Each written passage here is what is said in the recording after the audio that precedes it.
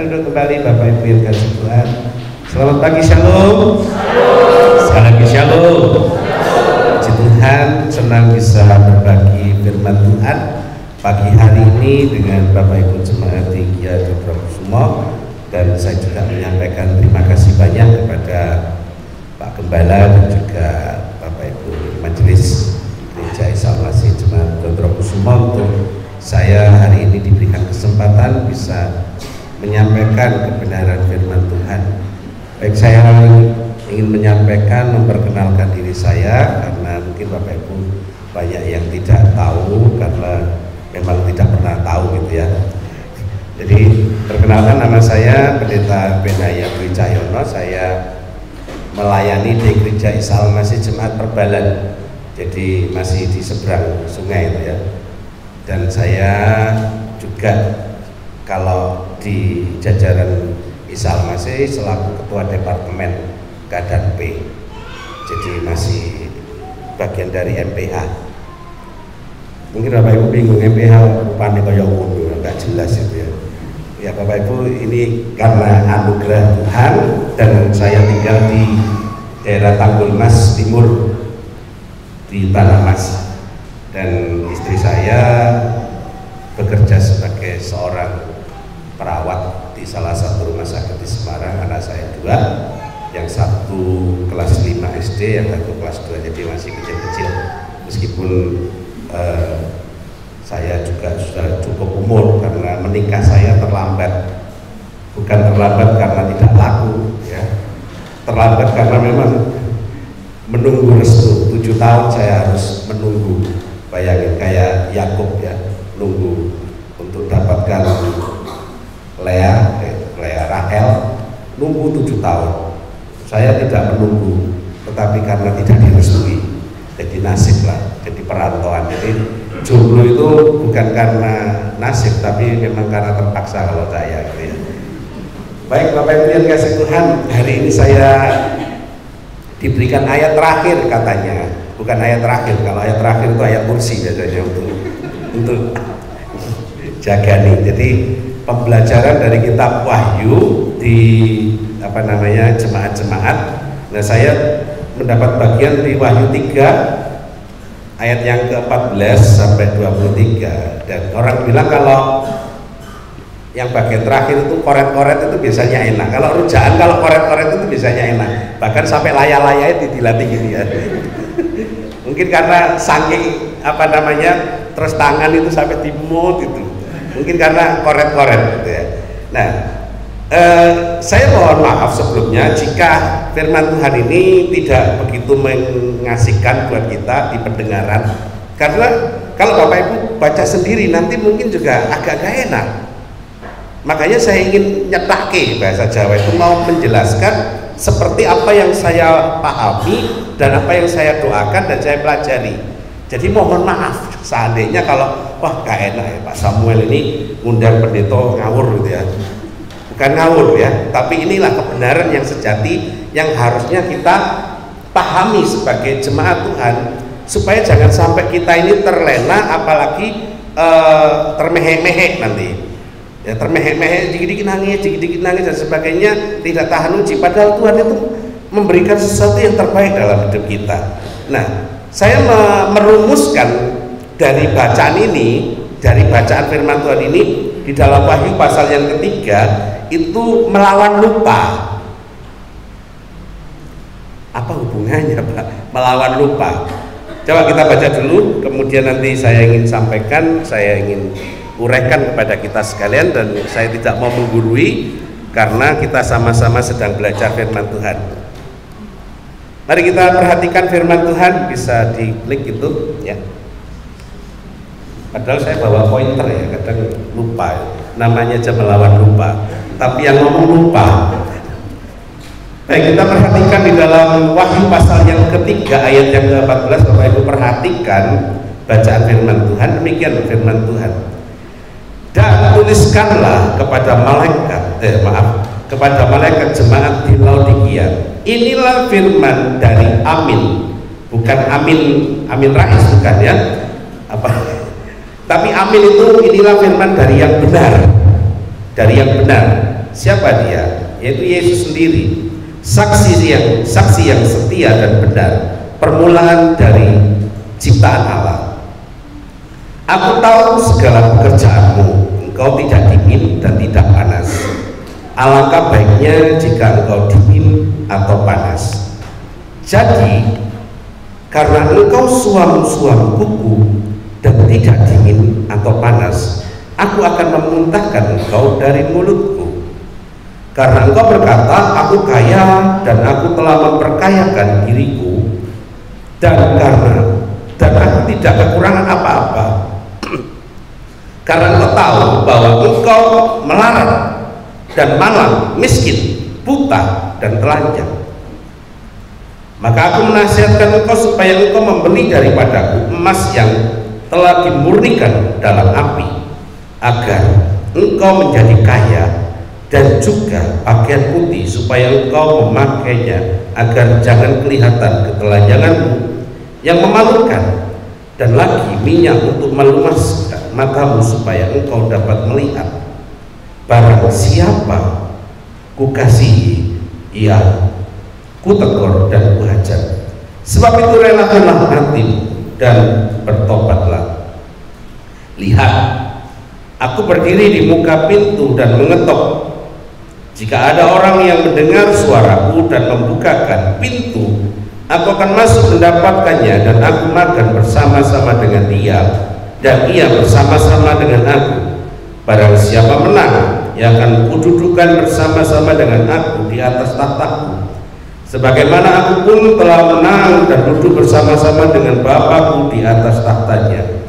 Siapa bertelinga, hendaklah ia mendengar apa yang dikatakan Roh kepada jemaat-jemaat. Amin. Demikian bacaan firman Tuhan.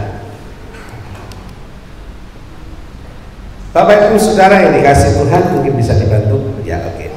Oke, kita belajar. Hari-hari ini, ya, hari-hari ini timbul gejala yang disebut amnesia. Apa itu amnesia? Coba Bapak Ibu perhatikan di situ, amnesia, ya. Apa istilah amnesia? Amnesia atau hilang ingatan adalah gangguan yang menyebabkan seseorang tidak bisa mengingat fakta, informasi, atau kejadian yang pernah dialaminya. Coba perhatiin, gangguan yang menyebabkan seseorang tidak bisa mengingat fakta, sesuatu yang pernah terjadi, ya. Kemudian apa yang pernah dialami. Nah, ini kenapa banyak orang mengalami yang namanya amnesia, gejala amnesia. Bukan apa namanya pura-pura hilang ingatan gitu, enggak. Tetapi ini benar-benar lupa. Nah, kejadian inilah yang saya peras yang ada di dalam jemaat Laodikia.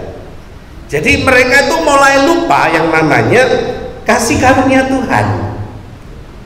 Mereka berkata bahwa sekarang aku sudah punya semuanya, padahal pada waktu masih belum apa-apa, belum punya apa-apa. Mereka itu begitu luar biasa mengasihi Tuhan, mereka begitu tekun berdoa, mereka begitu semangat melayani, bahkan tantangan dari keluarga, hujan dan sebagainya, sakit itu masih semangat. Itu luar biasa. Makanya dikatakan begini, amnesia itu mengacu pada kondisi kehilangan memori yang dapat bersifat sementara atau permanen. Nah, ini yang berbahaya. Kalau permanen itu bahaya, kalau sementara itu masih bisa dielingke, masih bisa diceritakan kembali. Nah, ada seorang teman saya itu karena kecelakaan jatuh dari motor, dia tidak pernah bisa mengingat masa yang akan datang atau hari yang dilewati. Jadi umpama hari ini saya jatuh saya jatuh gitu ya, kepala saya kena batunya yang pecah, bukan kepala saya. Kalau kepala saya pecah, saya sudah nggak ada. Ya, jadi ketika ini teman saya, ketika saya ajak bicara hari ini, dia itu tidak bisa mengingat. Tapi ketika di sosial medianya saya lihat itu selalu ceritanya masa lalu terus. Ada ya orang yang selalu bicara masa lalu terus ya? Ada. Kenapa? Ya karena itu yang diingat, memorinya yang itu yang ada. Tetapi ada memori yang progres, yang maju terus itu justru dia lupa. Yang mendekati setelah dia jatuh itu banyak yang hilang. Nah, beda dengan komputer. Komputer itu kalau memorinya hilang, itu hilang semua. Yang lama-lama, betul kan? Itu yang bahaya. Yang bahaya itu ketika saya pernah di gereja itu saya punya yang namanya flash disk hampir 32 giga. Itu isinya lagu semua. Jadi saya tuh download lagu, kemudian saya convert jadi MP3 itu banyak. Jadi itu kalau saya pulang pergi umpama Banyuwangi Jakarta itu 3 kali tidak entek. Lagunya diputer itu gak habis. Karena banyaknya. Tapi karena satu kesalahan, yaitu apa? Saya terlalu terlena. Saya masukkan, saya colokkan, celep ke punya gereja, tiba-tiba apa? Korup. Ketika korup, saya masukkan di komputer, hilang kabeh. Saya cari-cari nggak ketemu. Kenapa? Memorinya hilang. Nah, ini yang bahaya Bapak Ibu. Jemaat di Laodikia, ini sambil pengajaran, itu pada waktu mereka dirintis, pada waktu mereka tumbuh, pada waktu mereka dilayani pertama itu berkorban-korban luar biasa. Laodikia itu memang daerah yang kaya, seperti di Semarang ini ada pelabuhan. Kota zaman dahulu kalau dekat pelabuhan itu mesti kaya. Beberapa waktu lalu saya pergi ke Bontang. Bontang itu daerah pinggir laut, itu cukup kaya, kota kecil tapi kaya se-Indonesia, sehingga mereka itu merasa punya segalanya. Nah, ketika dia punya segalanya, mereka lupa, mereka membesarkan usahanya tetapi jalannya tidak diratakan, tidak dirawat. Wow, saya sampai dari Samarinda ke Bontang itu mabuk teler saya, jalannya luar biasa, jeglong-jeglong. Bayangin itu kalau lagunya Ratakan Tanah yang Bergelombang nggak laku di sana, nggak laku betul. Nah, apa yang saya ingin sampaikan kepada kita Bapak Ibu sekalian, perhatikan, ketika mereka sudah mulai naik kelas, mereka sudah punya segalanya, mereka lupa. Makanya firman Tuhan mengatakan di ayat yang ke-17, karena engkau berkata, aku kaya, dan aku telah memperkaya diriku, dan aku tidak kekurangan apa-apa. Dan karena engkau tahu bahwa engkau melarat dan malang, miskin, buta, dan telanjang. Jadi mereka berkata, aku kaya. Ini, tapi Tuhan lihat, loh ini kayak wong muda ning ngarep. Berarti wong muda ning ngarep iki kan ngaku sugih, berarti wong apa? Nah, ya Bapak Ibu bisa terjemahin diri lagi gitu. Jadi ngaku-ngaku sugih di hadapan Tuhan, memang secara duniawi kamu kaya, memang secara duniawi kamu punya, memang secara jasmani kau wow lah, orang bilang begitu. Tetapi di hadapan Tuhan kamu gak ada apa-apanya, Nduk. Kamu gak ada apa-apanya. Ini yang bahaya Bapak Ibu. Karena apa? Karena ketika mereka hidup dalam kemiskinan, mereka hidup di dalam kemelaratan, mereka bertekun dalam doa, mereka bertekun dalam ibadah, mereka bertekun di dalam pelayanan, Tuhan angkat hidupnya pelan-pelan, kemudian setelah diberkati, mereka mulai lupa. Ini bahaya Bapak Ibu. Mungkin kita pernah mengalami seperti ini, kita tidak jadi apa-apa, kita belum punya apa-apa, kita setia kepada Tuhan, tetapi ketika Tuhan berkati aku rumah, Tuhan berkati aku mobil, Tuhan berkati aku anak, Tuhan berkati aku cucu, itu jadi berhala hidup kita. Haleluya Bapak Ibu. Buktinya apa? Ketika belum punya mobil, itu naik motor hujan-hujan keles-kebles mlebu gereja, kena kipas angin, masuk angin rutuh gitu ya, sambil kalungan handuk teles dan minum mantangin obat dan sebagainya, rajin. Ketika diberkati mobil, Pak Gembala, kok kemarin nggak kelihatan kemana? Mau nyoba mobil saya ke Bandungan, iso nanjak ora? Pamer. Iso nanjak apa ora? Mobil anyar iso nanjak, berarti rasa nyupir, apa mbok dorong apa piye gitu ya. Lalu minggu berikutnya, kayaknya di Bandungan kurang menantang. Ditanya, kok minggu kemarin nggak datang kemana? Kamu nanya ya lah gitu. Enggak, saya cuma healing. Healing kemana? Healing mudik gitu. Mau ke Tawangmangu, ke Sarangan, yang tanjaannya, saya ingin ngetes apakah mobil saya sesuai dengan apa yang dipromosikan. Mulai. Ketoknya sederhana, healing, ngilangke jenuh. Gusti Allah mulai ditinggal. Ketika berdoa, Tuhan berkati aku anak pekerjaan, mulai meningkat, anaknya punya jadi 1, 2, 3 sampai 10, 11 gitu ya. Aku niat apa geragas gitu ya. Akhirnya apa? Anak jadi alasan, pekerjaan jadi alasan. Itu bahaya. Waktu yang semestinya kita datang kepada Tuhan, kita gantikan dengan keceriaan keluarga. Pak, hari Minggu itu hari keluarga, Pak. Jadi saya sudah capek bekerja, lembur dan sebagainya, pingin sama keluarga, Pak. Iya, terus nah. Mungkin Tuhan kayak gitu bilangnya. Ya, terus apa-apa. Loh, kamu lupa ya, semua itu aku yang memberi. Aku gak butuh kembalian, aku gak butuh pemberian terus.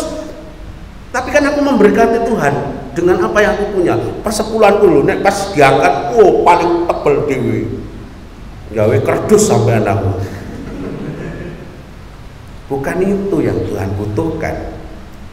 Yang Tuhan butuhkan adalah kehadiran jenengan di hadapan Tuhan. Amin.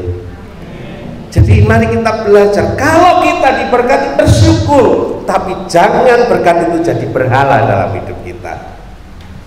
Kalau kita mulai meningkat usaha pekerjaan kita, bersyukur, jangan sampai pekerjaan itu jadi berhala karena kita amnesia, lupa dengan yang memberi, lupa dengan fakta yang sedang kita alami. Itu bahaya. Mohon maaf ya Bapak Ibu, saya nyampaikan ini firman Tuhan loh. Saya menyetak kiwai kenyataan yang ada di sana. Jadi nanti saya pulang jangan dibegal ya. Hamba Tuhan kurang ajar gitu. Ngomong ini. Karena saya ingin semua sehat. Amin. Semua mengalami yang namanya kebenaran sejati. Kita mulai kebaikan Tuhan kita lupakan. Intinya apa? Penyakit sombong. Ketika melayani, yang dulunya rendah hati, yang dulunya humble, jadi sambel tenang, manasi, nyelakit. Sambel itu kalau tangan nyelakit, mentang-mentang pangkat, suki, pelayanan, ngatur, pendetone diatur, kuape diatur, mulai kemaki. Itu ngeri itu Bapak Ibu. Saya punya pengalaman hal itu. Jangan sampai penyakit sombong itu muncul dalam hidup kita. Pernah kejadian loh di tempat saya melayani. Hamba Tuhan itu sampai di demo. Bayangin pendeta di demo itu DPR sana, jangan pendeta. Pendeta di demo turunkan harga, turunkan persepuluhan, wedan meneh gitu ya. Ngeri loh itu. Ya. Sudah mulai ngeremehke sesuatu yang sakral, mulai tidak dianggap lagi penting lagi. Semua diukur dengan materi. Ini bahaya. Makanya sampai dituliskan, karena engkau berkata aku kaya, aku telah memperkaya diriku. Ini sesuatu omongan yang sangat tajam. Tuhan sampai ngomong, oh, era eleng ya karena aku ya. Ini sama halnya dengan anak durhaka. Sudah dikasih semua, isik ngelunjak. Bahaya. Penyakit sombong itu nempel tanpa diketahui oleh siapa-siapa. Saya beberapa waktu yang lalu itu sampai terkejut. Terkejutnya begini, saya kan punya rumah di daerah Bukit Kencana. Yang ini kan pastori, saya ngalah supaya jemaat Ketunggon. Saya cari ya wis lah aku tuh, daripada di Bukit Kencana saya munggah mudun katuan gitu toh. Akhirnya saya cuma datang 2 hari sekali sambil manasi kendaraan. Tapi karena saya selalu lupa manasi kendaraan saya gosong. Maksudnya tidak bisa di starter. Saya lupa, mosok bolak-balik ngecas aki ganti aki gara-gara cuma lupa. Akhirnya kendaraan saya bawa di sini, lalu rumah sana jadi saya jarang kunjungi, jarang saya bersihkan. Pada waktu saya masuk Bapak Ibu, kamar itu saya kaget, wow, pintunya roboh, kerodak itu, pintu kamar itu jatuh, wah, ternyata apa? Rayapnya awake Bapak Ibu. Ternyata rumah kalau tidak ditungguin selama 2 tahun itu bahaya ternyata juga ya. Ngeri, itu roboh blek. Saya coba ini, oh ini apakah ada pengangkatan dari Tuhan itu ya? Ternyata rayap. Grogoti itu saya dengerin kercek tak gebuk itu rayapnya banyak sekali. Bapak itu sombong itu seperti rayap, pelan nggak krosok, tiba-tiba apa mabuk gitu aja, tiba-tiba buk hancur kita. Coba nih nggak percaya, orang yang sombong nggak pernah ngaku. Adakah orang sombong aku loh orangnya sombong gitu, orang no langsung diuncali celetong pangan gitu kan. Nggak ada orang yang sombong itu ngaku, nggak ada. Orang sombong itu pendiam, pura-pura rendah hati. Sampai niki ayu loh, mbak masa ayu orang ya biasa guys. Padahal dalam hatinya apa? Lagi dong, masa tak? Gigimu lo mulai cara rata, mau ganti aspal gitu ya. Dagumu mulai lancip mbak, orang biasa terus ngocok. Memang apa ya mbak? Mulai kemaki kan, alon terus baru nggak puas dengan kecantikannya, mulai diteplok rono rene, nggak puas lagi apa? Mulai silikon, disuntik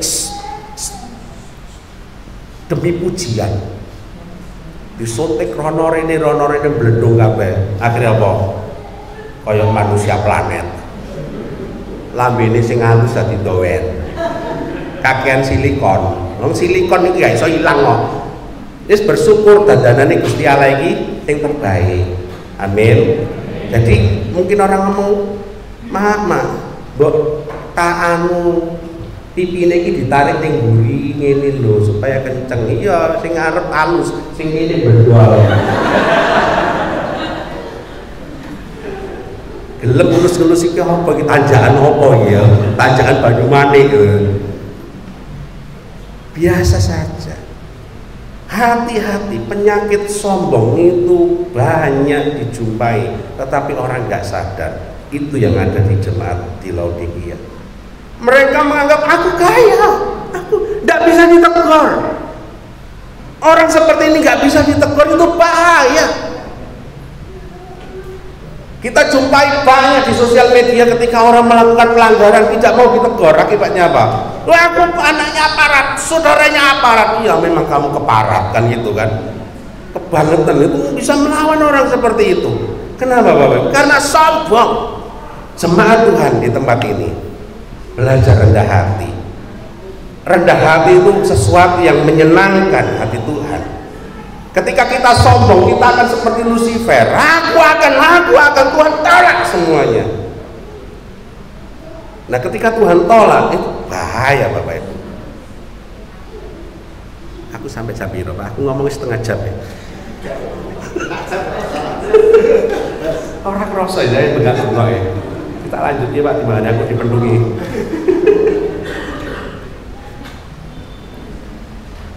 Ini juga yang dialami oleh jemaat di Laodikia.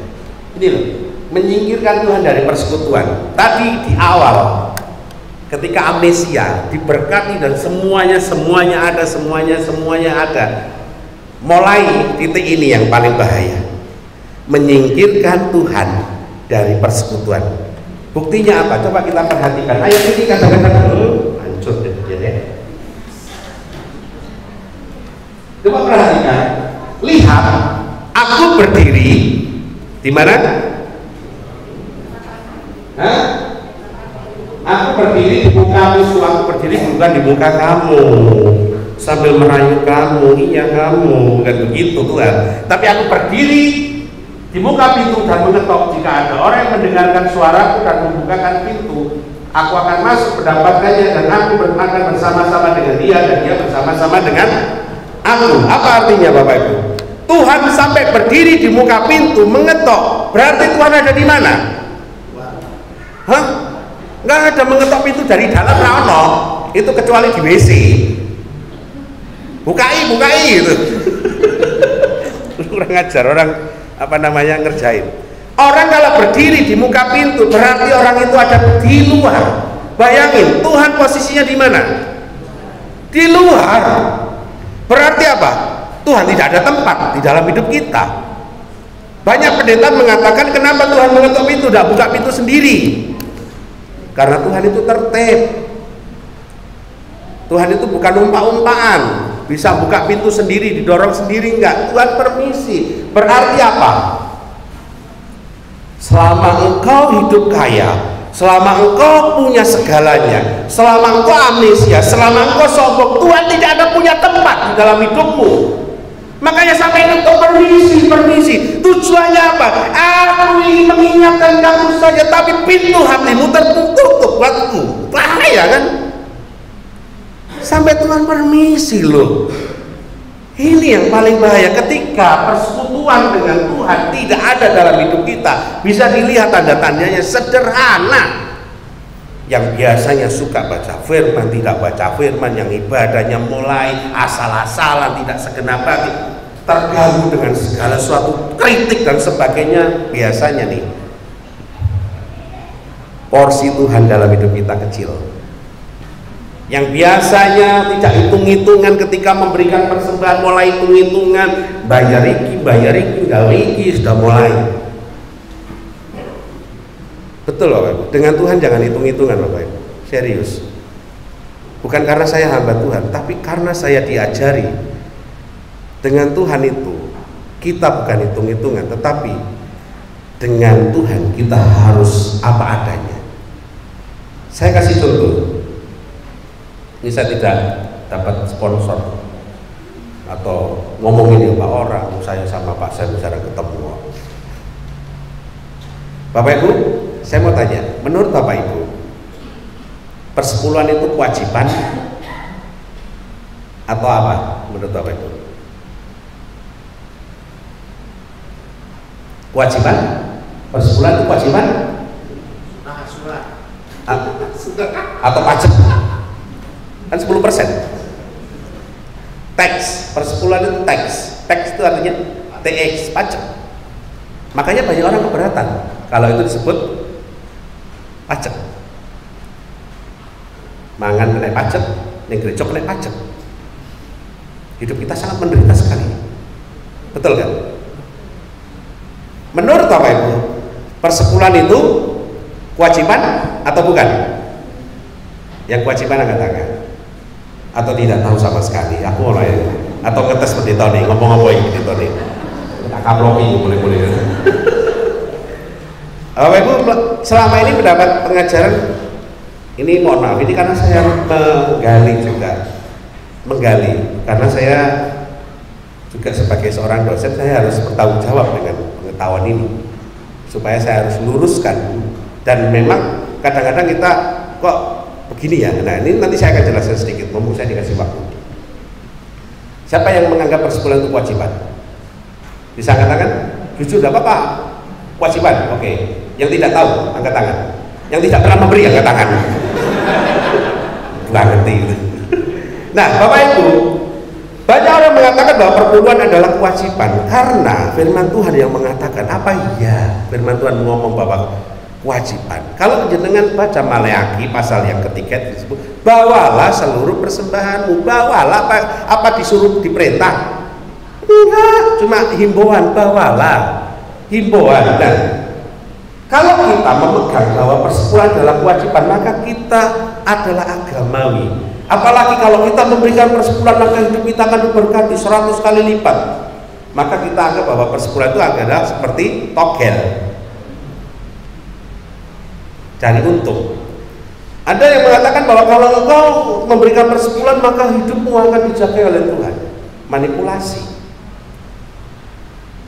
Tapi persepuluhan, persembahan yang kita lakukan itu bukan kewajiban, tetapi tindakan kasih. Tindakan kita, kasih kita kepada Tuhan. Saya kasih contoh, ya supaya tidak ngawuri Pak Pendeta. Saya kasih contoh. Saya punya anak. Bapak Ibu kan anak-anak Tuhan, ditebus oleh darah Kristus menjadi anak Allah. Saya punya anak. Setiap hari saya itu ngasih anak saya uang sekolah, bukan uang sekolah, uang saku, kadang 10.000, 10.000, 10.000. Saya kasih. Setiap dia sekolah, saya kasih uang 10.000. Apakah saya akan ngomong seperti ini kepada anak saya? Nah, ayah sudah ngasih kamu setiap hari 10.000.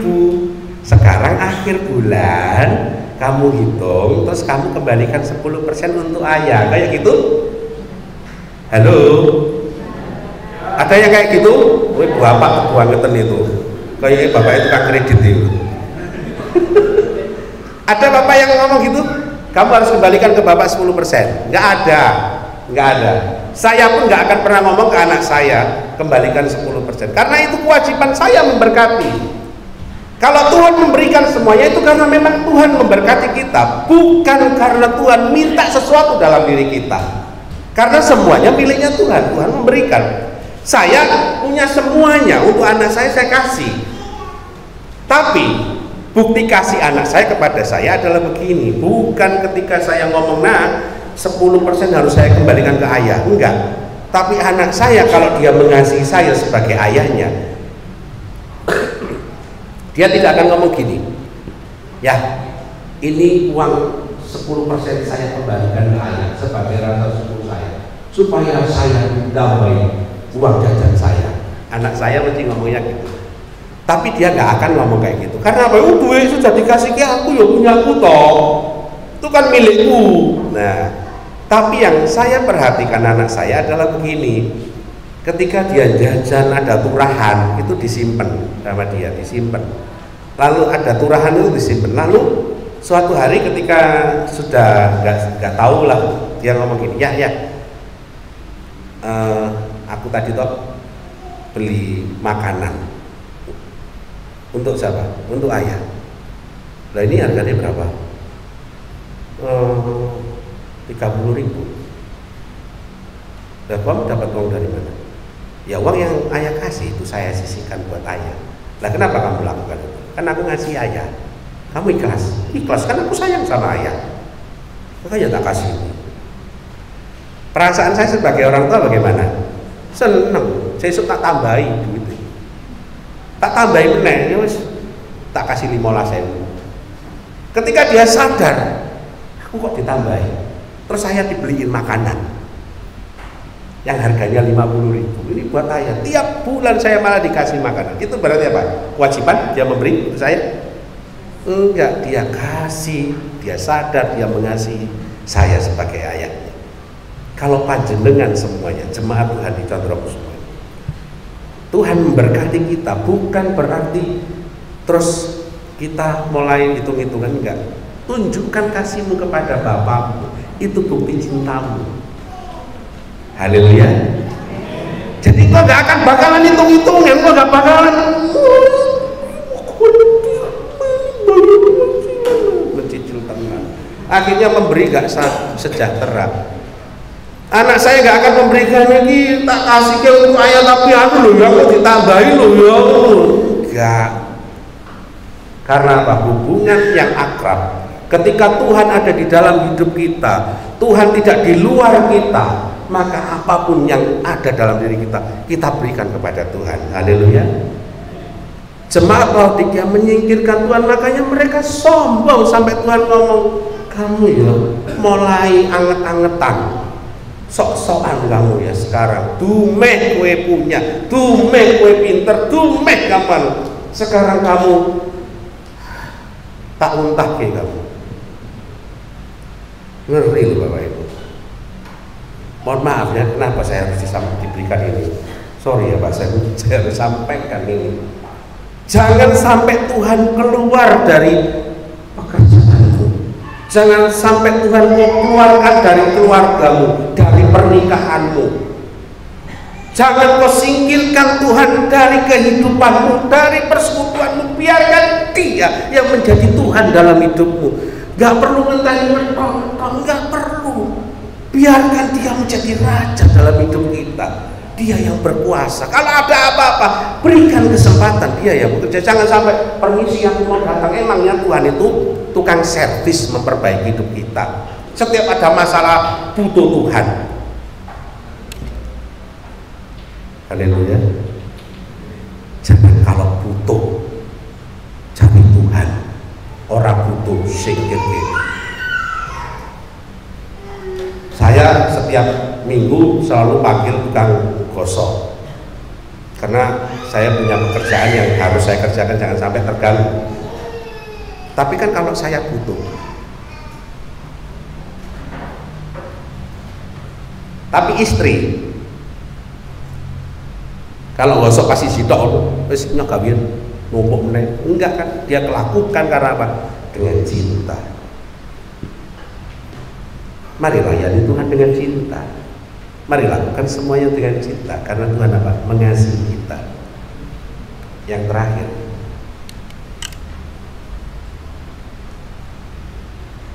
ini ya, tadi sudah saya masukkan sedikit roh duniawi ini. Mungkin hari-hari ini kita ini mulai, ketika hidup kita menyingkirkan Tuhan, maka hidup kita itu mulai kompromi. Aksesoris kita itu rohani, tampilannya kelihatan rohani, tapi tindakannya duniawi. Di gereja mungkin kita bisa shalom, puji Tuhan, saya diberkati. Ning omah matamu ning ditomong, lambemu dan sebagainya. Mohon maaf, karena kalau saya pakai bahasa kan gak jelas. Mulai di dalam kantor bodoh dan sebagainya, aksesoris Kristen. Kenapa? Karena Tuhan tidak ada di dalam, nggak ada yang ingetin. Hati nurani kita nggak ada Tuhan, nggak ada yang ingetin. Jadi lihat hidup kita. Orang Laodikia kompromi, sikat sana, sikat sini, orang urusan. Yang penting apa? Aku sih. Yang penting aku sih. Yang penting apa? Aku sih. Gue sama aku, gue sama aku, KPKP aku. Yang penting aku. Bahaya. Aksesorisnya, pakaiannya rohani, gandul salibe, pating cementel, anting-anting salib. Makanya salibnya diketok tadi cili-cili, orang salib beneran. Ngomong Kristen nek ngomong ya. Iya sih nek ning gereja haleluya haleluya. Tapi nek ning omah lambene nek ngomong dan sebagainya. Oke, saya lanjutkan. Oleh sebab itu sadarlah, mengatakan maka aku nasihatkan engkau supaya engkau membeli daripadaku emas yang telah dimurnikan dalam api agar engkau menjadi kaya, dan juga pakaian putih supaya engkau memakainya agar jangan kelihatan ketelanjanganmu. Sadar ilingo dan balio Sri. Maaf kalau ada nama itu. Dan balio Sri, dan balio teko temen kowe ninggal ke aku gitu ya. Balio Sri. Ojo lunga. Sadar wake up tangyo. Balio meneh Gusti Allah. Engkau yang sudah diberkati Balio, terima kasih Tuhan, aku diberkati Balio. Engkau yang mulai jabatanmu naik Balio, layanilah Gusti Allah dengan kemampuan, dengan keahlianmu. Kalau kita biasa Tuhan, aku kok gak diberkati Balio nih Gusti Allah, jangan kritik Tuhan, kenapa aku tidak diberkati. Jangan lupa loh, kadang-kadang ketika kita tidak diberkati bukan berarti Tuhan yang salah, mungkin kita yang salah, tidak ngerti caranya. Betul nggak? Kadang-kadang kenapa sih dia diberkati aku nggak ngocok kalau saya itu. Mungkin ada sesuatu yang tidak kau kerjakan, mungkin ada sesuatu yang lupa dalam hidup. Sadar itu butuh apa? Mengingat kembali, diilingi lagi. Tadi amnesia, sekarang sadar. Bangunlah relasi dengan Tuhan dan sesama. Mulai bangun dengan pasanganmu, mulai buat persekutuanmu, mulai bangun lagi. Setialah kepada Tuhan, bukan karena dipaksa.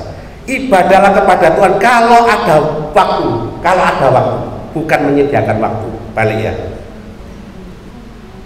Bapak Ibu, kalau ibadah itu kalau ada waktu atau menyediakan waktu sih? Menyediakan waktu atau kalau ada waktu? Kalau ada waktu itu berarti sak-sayaku. Tapi kalau menyediakan waktu itu nyiapin, betul-betul nyiapin, pelayanan nyiapin, orang bakalan telat. Wayai setengah itu, kan ibadahnya setengah itu, teko setengah itu kan gak telat. Itu pelayanan, itu telat misalnya. Terus doamu kapan? Dalam hati, dalam naik motor saya berdoa loh, sambil penyembahan, ya. Itu bukan menyiapkan waktu. Kalau ada waktu, jaim, terus mulai buat sesuatu aturan sendiri. Bukan sediakan waktu. Sediakan waktu. Ibadah itu menyediakan waktu. Orang, maaf kata orang muslim sampai ayalah sholat, itu menyediakan waktu.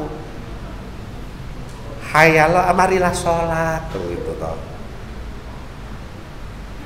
Mereka menyediakan waktu. Ketika bekerja tiba-tiba berhenti.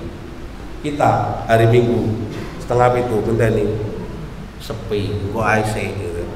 Ini bukan SD, ngenteni teng baru masuk. Ketika ibadah belum mulai, duduk diam di hadirat Tuhan, meneng, konsentrasi. Orang ngobrol cekakan, mulai gibah. Ngobrol sana sini, tenangkan hatimu. Yang terakhir, jangan sampai menunggu penyesalan baru kita bertobat. Jangan sampai menunggu sudah entek, ketika kita diberkati terus ngelencer, lungo, hiling terus. Tiba-tiba, mohon maaf, mobil sing anyar mau nyemplung ning parit dengan kedalaman 150 meter. Itu bukan parit, Bapak Ibu.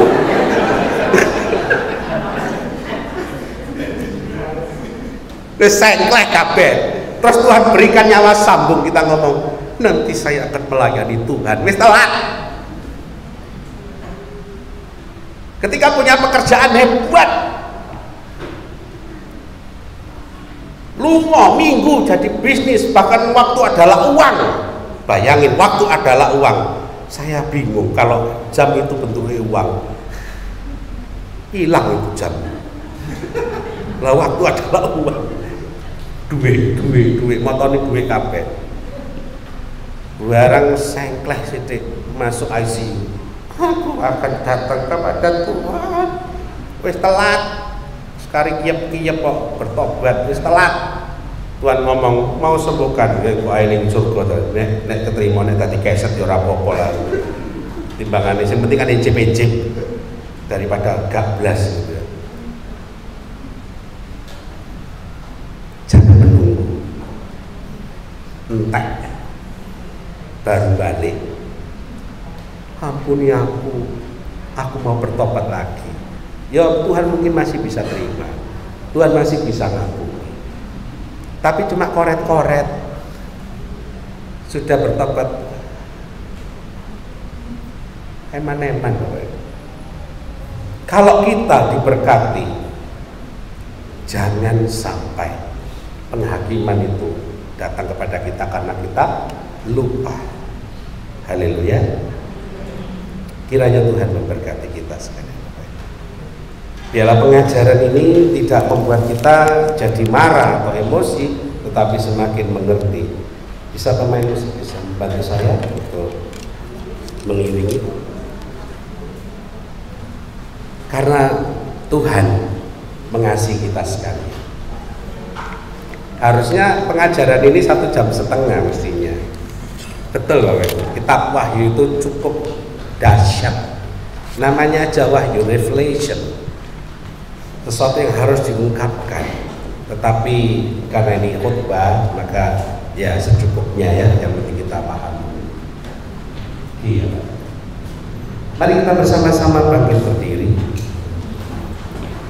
Ujilah aku Tuhan, cobalah aku Tuhan, selidiki batinku dan hati.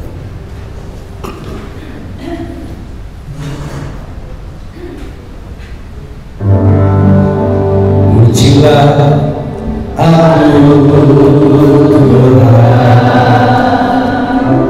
cobalah aku Tuhan,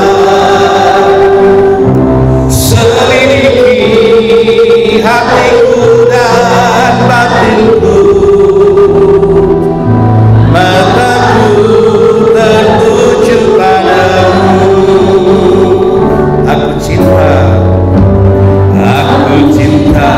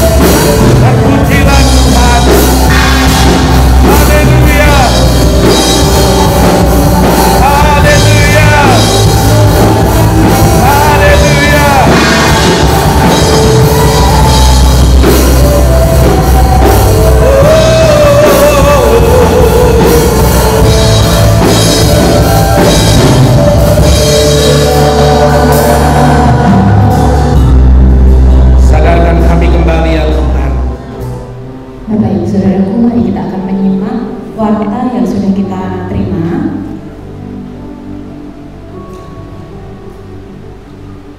Pada pukul 10 nanti akan ada ibadah tunas remaja, di mana ibadah secara offline. Kemudian pada pukul 15.00 Genji akan mengadakan ibadah secara offline. Selasa 31 Januari 2023 pada pukul 18.30 ada persekutuan doa malam di mana petugas oleh Saudara Ronald. Jumat 3 Februari 2023 pada pukul 18.30 ada ibadah KPK Kasih dan KPK Sukacita, di mana ibadah digabung mengambil tempat di rumah Bapak Lukas Purwanto, pujian oleh Bapak Sudarto, firman Tuhan oleh Pendeta Samuel Priyotomo, doa syafaat oleh Penatua Sumarno.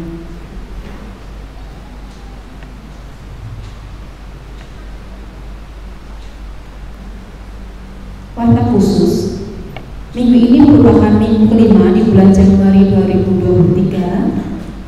Ibadah sore sudah digabung pada pagi hari ini sehingga ibadah sore tidak ada. Minggu depan merupakan minggu pertama di bulan Februari 2023. Jemaat diberi kesempatan untuk menerima perjamuan suci. Marilah kita mempersiapkan diri dengan baik agar tubuh dan darah Kristus dapat menjadi berkat bagi kehidupan iman kita. Yang kedua, diberi kesempatan untuk memberikan persepuluhan. Marilah kita memberikan dengan percaya bahwa Allah telah melimpahkan berkat-Nya. Yang ketiga, telah dibuka penerimaan pendaftaran murid baru PAUD Alpha tahun ajaran 2023-2024 dengan persyaratan anak berusia 3-4 tahun, fotokopi akte kelahiran, fotokopi KK, fotokopi KTP ke orang tua, fotokopi KMS, dan pas foto 3x4 sejumlah 4 lembar. Bagi Bapak Ibu Saudara yang memiliki putra putri dapat mendaftarkannya ke tempat ini, ke tempat atau menghubungi Ibu Ina.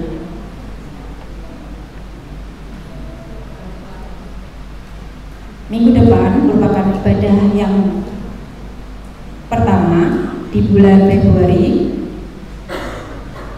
Ibadah pada pukul 6.30 asar oleh Bapak Ibu Yakob Suparja, majelis pendamping oleh Diaken Suhardi, pujian oleh Ibu Febe, Ibu Tika, dan Ibu Saudari Ima, LCD oleh Saudara Kavi, firman Tuhan akan disampaikan oleh Pendeta Samuel Priyotomo, doa syafaat oleh Ibu Waret Puryani, pengumuman oleh Bapak Andreas Chandra, musik oleh Saudara Bernike, Bapak Danu, Bapak Elisa, dan Bapak Eko, soundman oleh Saudara Febri.